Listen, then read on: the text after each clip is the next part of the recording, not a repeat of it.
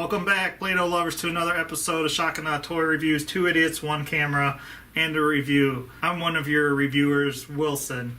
I'm Rick. And in this episode, we are reviewing this DC toy. Mattel's DC Comics Multiverse Batman The Dark Knight Returns Animated Batman.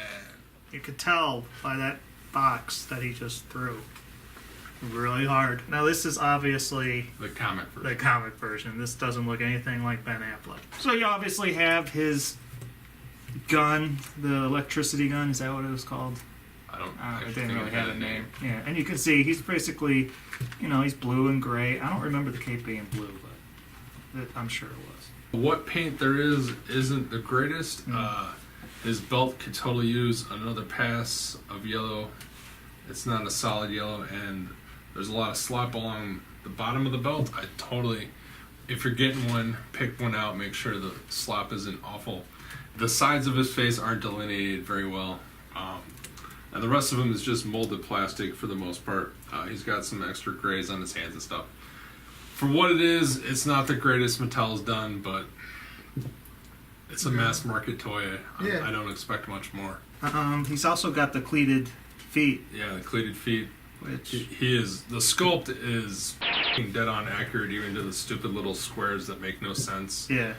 And what he really needs is a McFarlane style black wash to bring out some of the nice details. Yeah. And stuff and really make him pop. So someday that'll happen. Yeah. I don't know. I guess he looks like the comic. It's hard when it's a Frank Miller drawing to distinguish between the bad and is it just bad looking toy, or is it bad because it's that Frank Miller style in 3D? You think it's bad because it's the Frank Miller style 3D. Is that why I think it's bad? It looks exactly like the comic. Okay. It's a really good sculpt. It's 1,000 times better than the non-armored Batman and the laughable Superman figure. He's got the cape. I like the cape, and then this piece on him is actually soft. Is it right here? It's softer. It's very much like the He-Man line that Mattel does. It's a soft plastic, so you can still get some of the articulation. It restricts it a lot. It is armored Batman, and if you actually go back in the comic, he doesn't actually move really well. Right. Speaking of movement, what articulation he does have is it is a ball jointed head, but it's mostly just a swivel because just due to the giant sculpt of the helmet. He's got some ball jointed shoulders, a bicep swivel. He's got really limited elbow range, maybe 30 degrees, maybe 35. Swivel wrists. He does have an ab crunch, but it's restricted by his giant armor, as you would expect. He has a waist. He has the Mattel goofy hips that get all the range of a ball joint, but they're hidden by another plastic piece of his pants that restrict his leg a little bit, but it's soft enough that you can get some pretty deep stances. He does have a swivel thigh, maybe, I don't know, whatever angle that is. Knee bend. He's got a boot swivel, and he's got some up and down foot movement. Doesn't have rocker ankles, which would be super helpful in this guy. He's very top heavy and just giant bulky, and it would be much easier if he could get his feet. But Mattel hasn't done that for their DC figures in forever, so not a surprise. Can he pass the 1 foot test? I'm going to say no. No. Maybe if you gave him, had a day or two to take your time with him, but no, it's not happening. So, for a guy in giant bulky armor, he's not super articulated, but you can get him in almost every pose that's in the comic that you need. For accessories, of course, he's got his electricity gun. That's what I'm going to call it. Even though Wilson doesn't give a shit, he comes with the other leg to Dark Doomsdays. New 52 Doomsday. Yeah, which we won't show because Wilson says F that shit. We don't show off everything. He hates it. He hates when we show shit. Well, okay. Alrighty. To stand him up next to some other toys so you know how big he is, this is a Marvel Legends Cottonmouth, of course. And here he is next to his teen sidekick Spider-Gwen, coming soon from a Marvel DC crossover near you. And because here's what you really care about, here's him next to Carrie Kelly. They look fucking awesome. They actually really do. They go nice together. They pair well. They're perfect. This scene never actually happens in the comics, so we can't guarantee that it's the right scale, but it looks f***ing amazing. Thank you, Mattel. So it's that time, the end of the show. Da-da-da-da-da. People's favorite part. I give them 1.5, maybe 2 on a good day. No, I just don't like the look of him. He just looks... I guess it's because he looks so much like the Frank Miller drawing that it just looks really, really bad to me for some reason.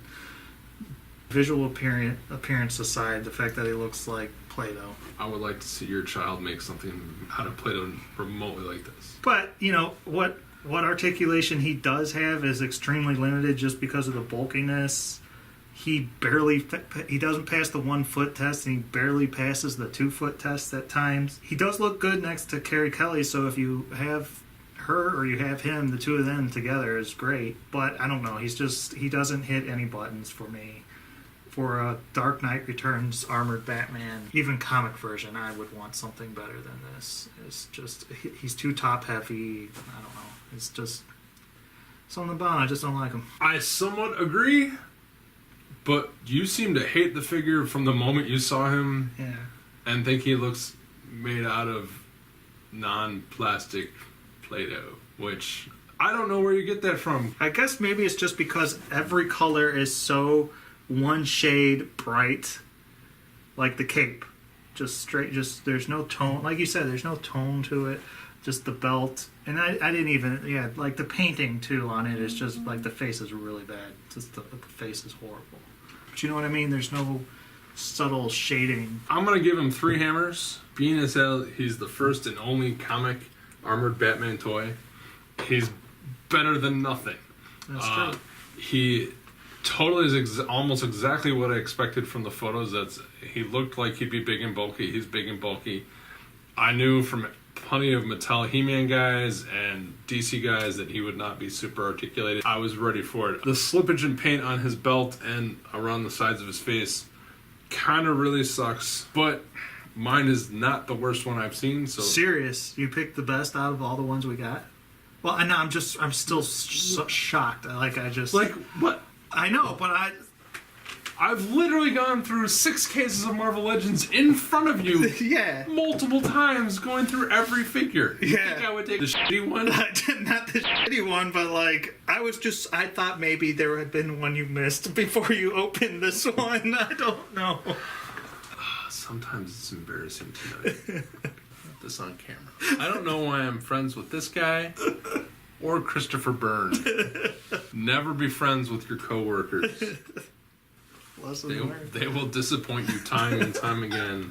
But the sculpt is dead on. I don't know what he's thinking. Apparently he never actually read The Dark Knight Returns. He probably only just looked at the black cover and went, oh, he's black and with white eyes. No, I've read it multiple times. Yeah, so obviously you didn't read this part because he looks exactly like a Frank Miller drawing. But that's probably to the detriment of the toy then.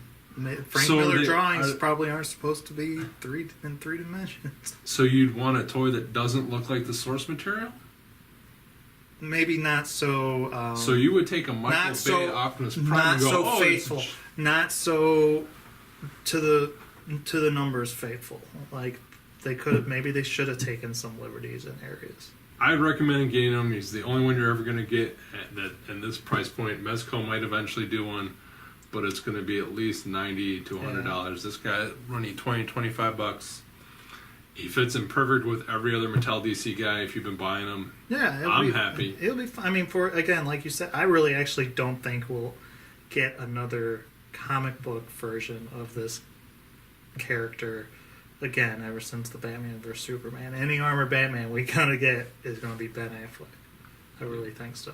So in that case, are you mad he doesn't look like Ben Affleck? No. Put your boner away for Ben Affleck. On that note, that's been it for this episode. Like, subscribe, comment below.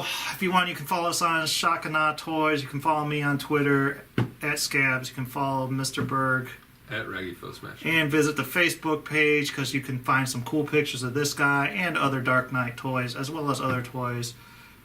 Because why not? It's fun. And until next time, Mr. Berg. Crack-a-boom. Wilson, when you edit this, I'm not being mean on purpose. It's just my natural bitch face.